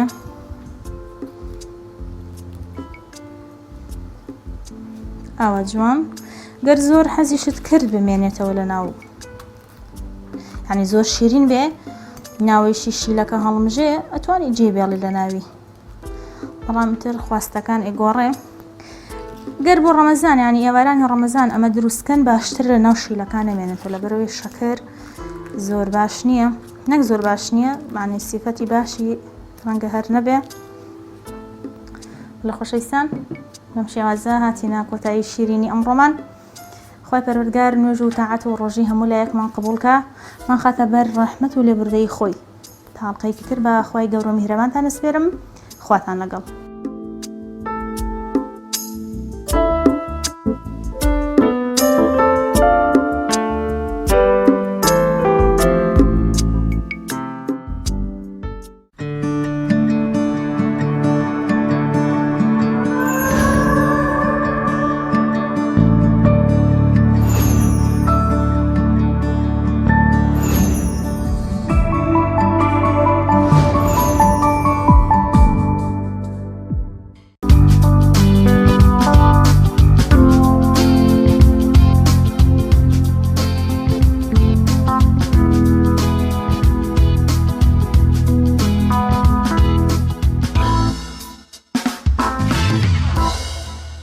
دانیار بە زمانی بڕۆژوو لە بەرچاوی شیرینی دروستکەن بەو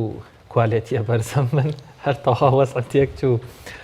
بەڵێ بینەرانی بەڕێز پێم وابێ هاوکارمان ڕامیار عوسمان لە ناو بازاڕی شاری سلێمانیەوە لەگەڵمانە. ڕامیار سڵاوت لێبێ و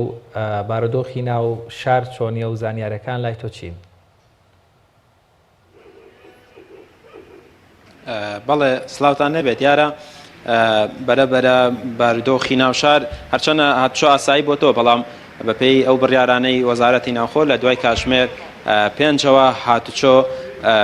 هەڵدەگیرێ واتە لە ئێستادا بازاڕەکان چۆڵ بوون و هەروەها ئەمرا دەرەژەوێ قسە بکە کاکشوان بەڵام هاتشۆوەکو ئاماژەم پێکرد لە شاری سلێمانی بەتەواوی لە ئێستادا داخراوە و هاوڵاتیان چوونەتەوە ماڵەکانیان هێزە ئەمنیەکان لە ناو شاری سلێمانی دەگەڕێن بڵاویان پێکراوە بۆی کە ئاگاداری هاوڵاتیان بکەنەوە کە دوکان و بازارەکانیان دابخەن. ئێستا ئەمەی کە دەیبینن ئەمە شەقامی مەولەویە هاتوچۆی هاوڵاتیان بە تەواوی ڕایگیراوە بەرەبەرە چوونەتەوە ماڵەکانیان و دوکانەکان داخراون و بەرەبەرە چۆڵەکرێ ناو بازاری شاری سلێمانی ئەوەی کە هەیە بازارەکان لە ئێستادا وەکو دەبینن سەرجەم دوکانەکان داخراون. بەڵێ لە کاتژمێر چەندەوە چۆڵەکرێت دوکان و بازارەکان بەگشتی؟ بەپێی ئەو بڕیاری وەزارەتی ناوخۆ لە کاتژمێر 5ەوە هێزەکانی پۆلیس و هەروە ئاسایش شاری سلێمانی لە ناو بازاری سلێمانی دەگەڕێن ئەگەداری دوکاندارەکانەکەنەوە کە پێویستە دوکانەکانیان دابخەن. یعنی ئێستا نزیکەی نیو کاتژمێرێک دەبێت بە تەواوەتی دوکانەکان داخراون و هاوڵاتیان دەگەڕێنەوە ماڵەکانیان. ئەگەر ئامارێکی گشتی ڤایرۆسی کۆرۆنا یعنی بخەمە ڕوو دەرفەتە بێت لە سەرتاسەری هەرێمی کوردستان تا ئێستا 344 حاڵەتی توشبوون بە ڤایرۆسی کۆرۆنا هەبووە و لەو ژمارەیە 320 کەس چاک بوونەتەوە بە تەواوی گەڕاونەتەوە ماڵەوە و 4 کەس گیانیان لەدەستداوە. لە هەڵەبجە 22 حاڵەت و 22 توشبوو هەبووە و ئەمڕۆ دوایین توشبوو کە لە شاری هەڵەبجە بوو گەڕایەوە ماڵەوە و لە ئێستادا لە پارێزگای هەڵەبجە هیچ حاڵەتێکی توشبوو ڤایرۆسی کۆرۆنا نییە و لە شاری سلێمانیش ئەوەی کە هەیە لە ئێستادا لە نەخۆشخانەکان 2 حاڵەتن کە لە شاری سلێمانی ماوەن بەپێی زانیاریەکان ئەوانیش دوای وەرگرتنی چارەسەر پێدەچێت لە چەند ڕۆژی ئایندا نەخۆشخانە جێبێڵن و شاری سلێمانیش بامان شێوە هیچ حاڵەتێکی توشبوون بە ڤایرۆسی کۆرۆنای تێدا نامێنێت. ئەوەی کە زانیاری هەبێت لای ئێمە بڕیار وایە لە چەند ڕۆژی ئایندا لە شاری سلێمانی لەلایەن بەڕێبەراتی تەندروستی سلێمانیەوە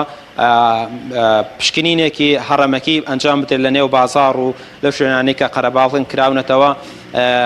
بۆی کە بزانن حاڵەتی نوێ هەیە بە توشبوونی ڤایرۆسی کۆرۆنا یاخودنا و بەڕێبەراتی تەندروستی سلێمانی بە من ڕایگەاندووە کە ئەگەر بێت و حاڵەتێکی ئەوتۆنێ بێت لە شاری سلێمانی و جێگەی دڵخۆشیە بەڵام ئەگەر هاتوو لە 50 حاڵەت یا 30 حاڵەت هەبێت لە شاری سلێمانی جێگەی مەترسیە و دووبارە بڕیار دەدەن بەوەی کە پێدەچێت کە قەدەغی هاتشە دووبارە ڕابگەندێتەوە بازارەکان دابخرێتەوە واتە ئەو پشکنینەی کە لە چەند ڕۆژی ئایندا بڕیارە ئەنجام بدرێت ئەمە یەکلایی یەکاتەوە. هەروەها سبەی بڕیار وە لە کاتژمێردا لە بەردەم قایمەتی سلێمانی مامۆستایانی ئانی و لیژنەی ئەوقافی سلێمانی کۆنگرەی ڕۆژنامانی ئەنجام بدەن لەسەرکردنەوەی مزگەوتەکان و داوا لە قایمەتی سلێمانی یەکەن کە لە بەرواری 2 مانگەوە واتە 2 ئارەوە دەرگای مزگەوتەکان بکرێتەوە بەڕووی نوێژ خوێناندا و لە ماوەی ڕابردوشدا چەند داواکاریەکی تر هەبوو و مامۆستایانی ئاینی گربوونەوەی ناڕەزاییان ئەنجام داوە دەرگای مزگەوتەکان بکرێتەوە بە تایبەتی لە مانگی ڕەمەزانە. و ئێستا کە من لە شەقامی مەولەویم پێش کاتژمێر 5 جموجۆڵی هاتوچۆ زۆر ئاساییە قەڵەباڵکێکی زۆری پێوە دیارە بەڵام لە ئێستادا قەدەغەی هاتوچۆیە دوکانەکان داخراون و ئێستا دەیبینن کە شەقامی مەولەوی بە تەواوی چۆڵ بووە و هیچ کەسێک بە شەقامی مەولەویەوە نەماوەتەوە بۆیە لە دوای کاتژمێر 5ەوە قەدەغەی هاتوچۆ لە شاری سلێمانی و بە تەواوەتی چۆڵ دەبێت نێو شار. ڕامێر ویستم ئەوە پرسم ئەو سمپڵانەی بڕیارە بەڕێبەراتی تەندروستی پارێزگای سلێمانی وەری بگرێت لە چەند ڕۆژی داهاتوو کە پێم وا بێ وتت بەنزیکەی 50 سمپڵ وەردەگرن ئەمانە بە ئیشەوایی لە هەر شوێنێک وەری دەگرن یاخود بە پلان بۆ داڕژراوی لە کۆمەڵە گومانلێکرا وەری دەگرن؟ بەپێی ئەو زانیارانی کە ئێمە هەمانە ئەو سەمپڵانەی کە وەریەگرن نزیکەی 1000 بۆ 1500 سەمپڵە بە عشوایی وەریەگرن لە نێو بازاری سلێمانی وەریەگرن لە شوێنە قەڵەباڵغیەکان وەریەگرن واتە تیمەکانی تەندروستی بە چەند تیمێک دەچنە نێو بازار ئەو سەمپڵانە وەرەگرن و وەکو ئاماژەم پێکرد لە سەرەتا ئەگەر حاڵەت هەبێت 10 حاڵەت بۆ 15 حاڵەت تەندروستی ئەڵێ ئاساییە بەڵام ئەگەر بێت و حاڵەتەکان زۆرتر ببێ بە 30 حاڵەت یا 40 حاڵەت بە منیان ڕاگەاندووە کە ئەمە ئاسایی نابێ و لەوانەیە بڕیاری تر بدرێت بەڵام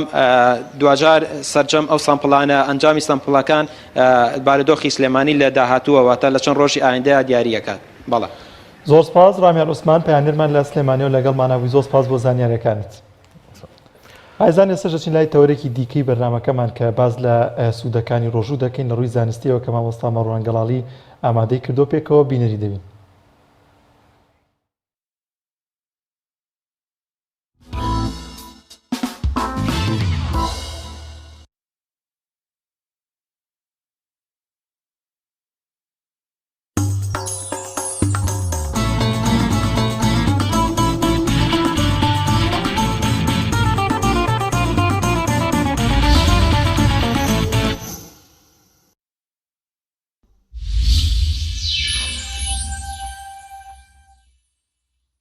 بسم الله الرحمن الرحيم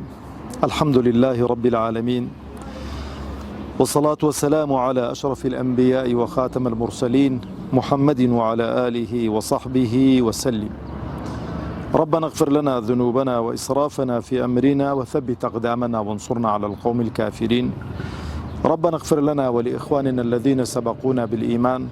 ولا تجعل في قلوبنا غلا للذين آمنوا ربنا إنك رؤوف رحيم آمين. سەرەتا لە خوای پەروەردگار داواکارم دەڵێم یا ڕەبی خۆیان بۆ خاتری ناو سیفەتە بەرزەکانی خۆت کەی بۆ خاتری ئیسمی عەزەمی خۆت کەی ڕۆژووی مانجی ڕەمەزانت لە هەموو لایەکمان قبول کردبێ و عاقبەت خێرت کردبین و سەربەرز و سەرفرازی دنیا و قیامەتمان بکەی داهاتومان لە ڕابردوومان باشتر بکەی و سەڵاو و ڕێز و حورمەتم بۆ سەرجەم بینەرانی شاشە خۆشەویستەکەمان کەناڵی پەیامی خۆشەویست و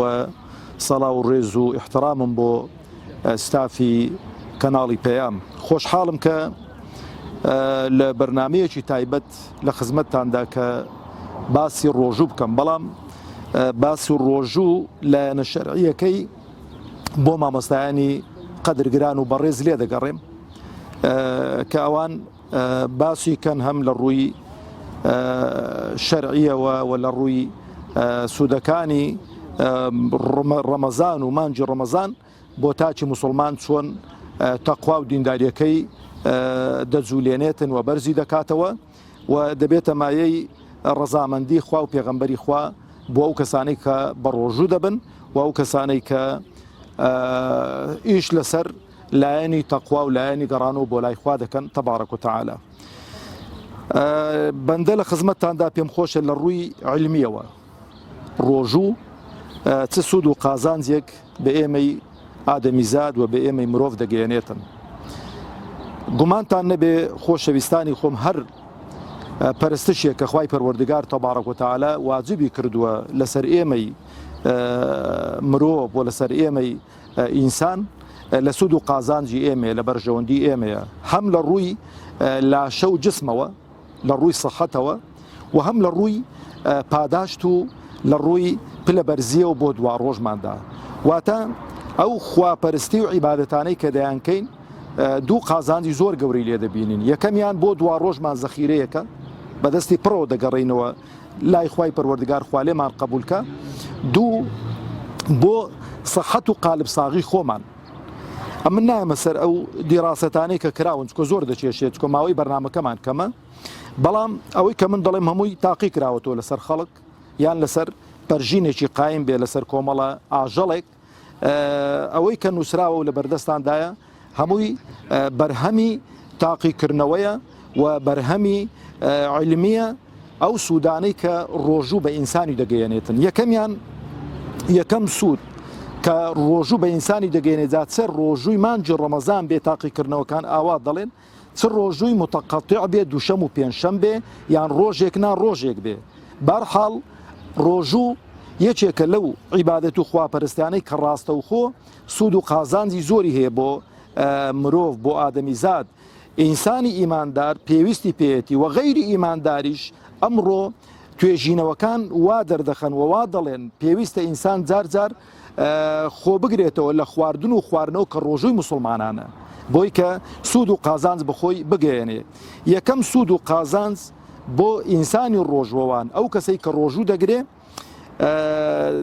قازانجێکی زۆری هەیە بۆ ئەو کەسانەی کە نەخۆشی شەکرەیان هەیە یان ترسی ئەوەیان هەیە تووشی نەخۆشی شەکرە بن. بۆ چونکە ڕۆژوو بە گوێرەی ئەو توێژینەوانەی کە کراوە ڕێژەی شەکر لە ناو خوێندا دیاری دەکاتن و تەحدیدی دەکاتن و نایەڵێتن ئەو ڕێژە زۆرەی کە ئینسان تووشی شەکرە دەکاتن بەرز بێتەوە لە ئاستێکی محەدەد ئاستێکی سوودبەخش ڕای دەگریتن و کار لەسەر ئەنسۆلین دەکات، مقاومەی ئەنسۆلین دەکات ڕۆژوو وا دەکاتن کە ئەو ئەنسۆلینە بە شێوەیەکی منەظەم بە شێوەیە کە نەزیاد نەکەم دەرنەدرێتن و بە شێوەیەکی معتەدیل لە جسمی ئینسانیدا دەربدرێتن بۆی کە بتوانێتن ڕێژەی شەکر کۆنتترۆل کاتن لە ناو خوێنی ئینساندا و بخۆشتان دەزانن ئەو مەسەلەی نەخۆشی شەکرە نەخۆشیەکی باوە تاکو ئێستانەکە توانم بڵێم چارەسەری بۆ نەدۆزراوەتەوە و خەڵکێکی زۆر گیرۆ دەیە پێی یەکێک لە چارەسەرەکان لە ڕووی علمیەوە بۆ ئەو کەسانەی کە نەخۆشی شەکرەیان هەیە تاقیکردنەوەیان لەسەر کردووە و ئەوانەی کە ئەگەریان هەیە تووشی نەخۆشی شەکرە بن باشترین و چاکترین عیلاج بۆ خۆپارێزی بە ڕۆژوو بوونە. ئەوجا خاڵی دووەم بۆ مەسلەی سوودەکانی ڕۆژوو کە زۆر گرینگە ڕۆژوو ئەو کەسانەی کە بە ڕۆژوو دەبن جسمیان مقاومەی ئیلتیهابات دەکاتن. یعنی ئەو ئیلتیهاباتەنێ کە جاچ لە هەموو شوێنەکانی ئینسان لە مەفاسڵی ئینسان و لەو شوێنانەی کە زەرەر بە ئینسان دەگێنن ئیلتیهاباتێکی مزمین بەیان ئیلتیهاباتێکی کاتوی بێتن ئەو ڕۆژوە وا دەکاتن کە ئەو ئیلتیهاباتانە کەم کاتەوە و کار لەسەر نەمانی ئیلتیهابات دەکات لە جسمی ئینساندا. ئەوش بەڕاستی خاڵێکی ئیجابیە تەماشە دەکەین کە بەشێکی زۆری خەڵک بە تایبەتی مەسلەی مەفاسڵ و ئەوانە کە ئەو ئیلتیهاباتە زۆر بوو زۆر جاری وایە دەبێتە نەخۆشیەکی کوشندە لە لاشەی ئینسان بەرەو سەرەتان و بەرەو ڕۆماتیز وانە دەڕواتن کە کار لەسەرەوە دەکاتن ئەوانە نێڵیتن. ئەوە خاڵی دووەم بوو بۆ ڕۆژوو. خاڵی سێم لە سوودەکانی بە ڕۆژوو بوون لە ڕووی علمیەوە کار لەسەر چالاکبوون و پتەوبوون و کارێکی باشی دڵی ئینسان دەکاتن. ئەو کەسەی کە بە ڕۆژوو دەبێ پیاو بەیان ژن بێ یەکێک لە سوودەکانی ئەوەیە کە دڵی ئەو ئینسانە بە زیندوی دێڵیتەوە، دڵی ئەو ئینسانە بە سەلیمی دێڵیتەوە، دڵی ئەو ئینسانە ئیشەکانی خۆی بەڕێک و پێچی دەکاتن لە هەموو بوارەکانی کاریدا بە تایبەتی بۆ ڕێخستنی فشاری خوێن. فشاری خوێن ڕێک دەخاتن و نایەڵێتن نە فشارەکەی زیاد بێتن نەکەم بێتن حەدی وەسەتی خۆی چۆن ئیستیفادەی لێ دەکرێتن ڕۆژوا دەکاتن کە ئەو دڵی ئینسان و ئاوا بکاتن و بەخۆشتان دەزانن لە هەموو دنیا لە 130.9 ڕێژەی مردن لە هەموو دنیا بە نەخۆشی دڵە کەواتە نەخۆشی دڵ نەخۆشیەکی ترسناکە و خەتەرە. لە ڕووی علمیەوە زانایان دەفەرمونون ڕۆژوویەکێکە لەو هۆکار و لەو ئەسبابانەی کە کاری دڵ ڕێک دەخاتن و ئەو نەخۆشیانەی کە تووشی ئینسان دێن لە ڕووی دڵەوە ئینسانی لێ دەپارێزێتن. ئەوجا خاڵێکی دیکە کە زۆر گرینگە خۆشەویستانم ئەویش مەسلەی کاری دەماغی ئینسانە و دەماغی ئینسان یەکێکە لەو شوێنە هەستیارانەی کە ئەتوانم بڵێم وەکو جیهازی کۆنتترۆل وایە بۆ هەموو جسمی ئینسان. ئەو ڕۆژوە کار لەسەرەوە دەکاتن کە ئەو دەماغی ئینسان بە سەلیمی بمێنێتەوە و کار لەسەر خەلایای عەسەبی ئینسان دەکاتن و کار لەسەرەوە دەکاتن کە ئەو ئینسانە دەماغەکەی بە ساغ و سەلیمی بمێنێتەوە بۆ ئەوەی کە بتوانێتن ئیش و وەزیفەی خۆی بەڕێک و پێچی بەڕێ بکاتن. لەبەرەوەش دەزانن کە خەلەلێک لە دەماغی ئینسان دروست بێ تەشبیه نەبێت چۆن تەماشە دەکەی کە جیهازێکە تێ خەریتەی ئەو جیهازە بەڕێوە دەباتن. ئەگەر خەلەل لە خەریتەکەی دروست بوو جیهازەکە عاتڵ دەبێتن. دەماغیش بۆ ئینسان وەکو ئەو خەریتە وایە. ئەو خەریتە ڕۆڵی حیساب کە ئەوە دەبینێتن کە تەوجیه بە هەموو ئەعزاکانی ئینسان دەدات. دەماغی ئینسانیش بە هەمان شێوەیە لەگەڵ دڵی ئینساندا کە کار لەسەر ئەو دوو شوێنانە دەکاتن و ئەو دوو شوێنانە بە حەیەوی دێڵیتەوە نایەڵیتن تووشی شکست بن، نایەڵی تووشی نەخۆشی بن، نایەڵی تووشی زێدەڕۆیی بن لە ئیش و لە وەزیفەی کە پێی هەڵدەستیتنیان تەقسیرکردن و کەم تەرخەمینواندن. لەبەرەوە زانایان دەفەرمون ڕۆژوو یەکێکە لەو هۆکارانەی کە ئیش لەسەر ئەوەش دەکا ئیش لەسەر سەحەت و چالاکبوون و بە زیندومانەوەی دەماغی ئینسان دەکاتن. لەبەرەوەی دەفەرمونون ڕۆژوو وا لە ئینسان دەکاتن کە لە نەخۆشی گەورەی بپارێزی لە شەلەلی دەماغ بە تایبەتی ئەوانەی کە تووشی شەلەلی دەماغ دەبن و تووشی ئەو نەخۆشیانە دەبن کە دەبێتە مایەی لە دەستدانی سنتەری ئینسان و جوولەی ئینسان و ئینسان بەرەو ئەوە دەباتن کە هوردە بپوچێتەوە. ئەو ڕۆژوە وا دەکاتن کە ئینسان بە قالب ساغی بمێنێتەوە بە سەحەتێکی چاک بمێنێتەوە. خاڵی پێنجەم بۆ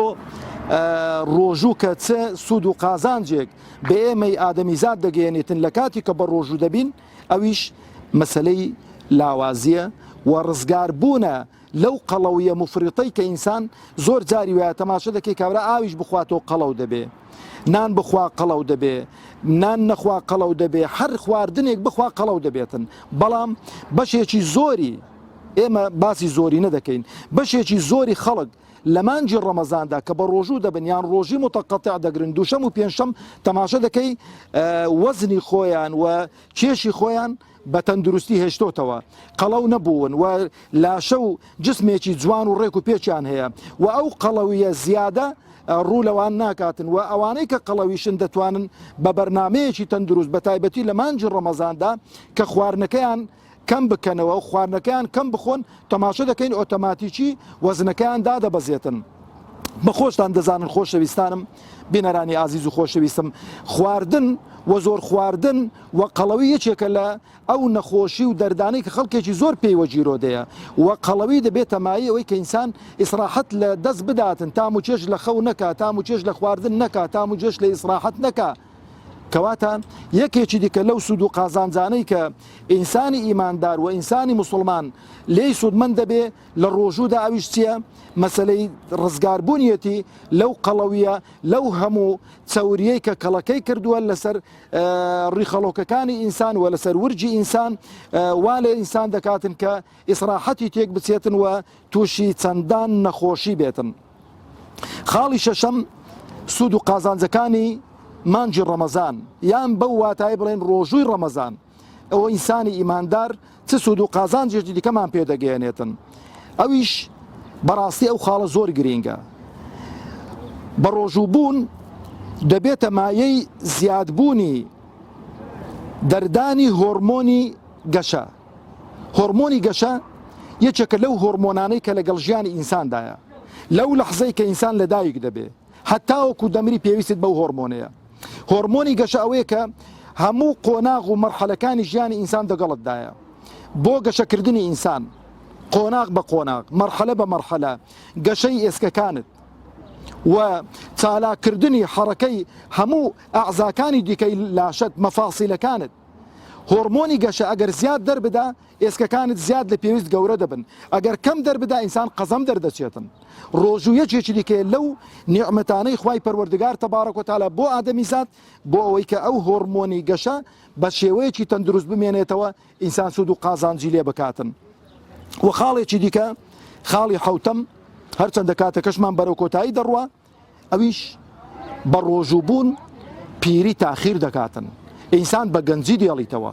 ئاها پێغەمبەری خوا عەلەیهی سەڵات وسەلام لە حەدیثێک هەرچەندە حەدیثەکە ضەعیفە دەفەرمێ بە ڕۆژوو بن قالبتان ساغ دەبێ بە ڕۆژوو بن قالبتان ساغ دەبێ بەس وەکو ئەمانەتێکی عیلمی ئەو فەرموودە عولەما دەفەرمون ضەعیفە لەبەرەوەی بە ڕۆژووبوون یەکێکی دیکە لەوەی کە دەفەرمون پیری دوا دەخە هەرچەندە ئەو نووسیوانە لەو راپۆرتانە دەڵێ عومریش درێژ دەکاتن بەڵام ئێمە وەکو مسلمان قەناعەتمان وایە عمر درێژکردن خوای گەورە بڕیوێتەوە بەڵام بڵێ بەرەکەت داوێتە عمرت پڕ بەرەکەت دەکا قالبت ساغ دەکا ئەوە شوێنی خۆی دەگرێتەوە ئاخر خاڵیشمان کە ڕۆژووبوون دەبێتە مایەی پارێزگاری لە تووشی سەرەتان بوون خوا هەموو لایەکمان بپارێزێ بەڵام ئەوانەی کە تووشی سەرەتانیش دەبن علەما دەفەرمون ئەو کەسانی کە بە ڕۆژوو بوون ڕۆژویان گرتووە چاکتر جسمیان ئێستیجابەی عیلاجی کیمیاوی دەکاتن و چاکتر ڕۆڵ دەبینی چاکتر ئەو عیلاجانەی کە وەردەگری بۆ معالەجەکردنی سەرەتان ئەو عیلاجانە شوێنی خۆیان دەگرن و چاکتر زووتر خوای گەورەوا دەکاتن کە کۆنتترۆلی نەخۆشەکەیان بکرێتن عەلعوموم خۆشەویستانی خۆم بەو پەلە توانیمان ئەو هەشت سود و قازانجە عیلمیە لە بە ڕۆژووبوون لە خزمەتتان باسیکەین و خوازیاریشم خوای پەروەردگار تەبارەک و تەعالا ڕۆژووی هەموو لایەکمان قبول بکاتن و عاقبەت خێرمان بکاتن و سەربەرز و سەرفرازی دنیا و قیامەتمان بکا والسلام عەلەیکم وەڕەحمەت الله وبەڕەکاتوه.